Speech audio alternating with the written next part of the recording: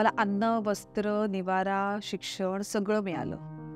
काय मिळालं नाही तर एक निरपेक्ष प्रेम आणि वाईट संकटांपासून संरक्षण आणि काही बालपणीच्या गोड आठवणी. माझं नाव मयुरी सुषमा. माझं बालपण कुटुंबात नसून बालगृहात झालेलं आहे.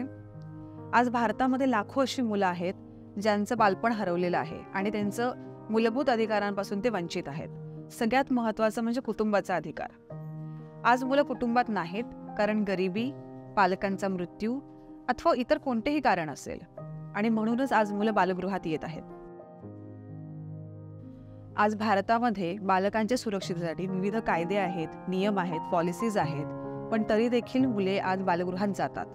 बालगृहात कुटुंबाप्रमाणे पुरेशा संधी मिळत नाहीत जेणेकरून मूल शिकेल, विकसित होईल. तसेच कुटुंबामध्ये प्रत्येक मुलाकडे हे इंडिव्हिज्युअल अटेन्शन दिलं जातं. सरप्रायझिंगली बालगृहातील 10 मुलांमधील 8 मुलांना पालक अथवा नातेवाईक कोणी ना कोणीतरी असतातच. जर या कुटुंबांना आपण सक्षम केलं, त्यांना योग्य ते वेळी योग्य तो आधार दिला तर नक्कीच ही मुलं आपल्या कुटुंबात परत जाऊ शकतात.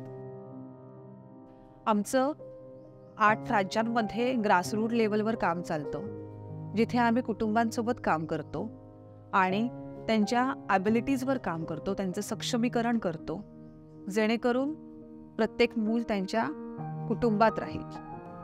जसं माझं कठीण बालपण बालगृहात गेलं तसं कोणत्याही बालकाला जगावं लागणार नाही. आज मी आई झाली आहे.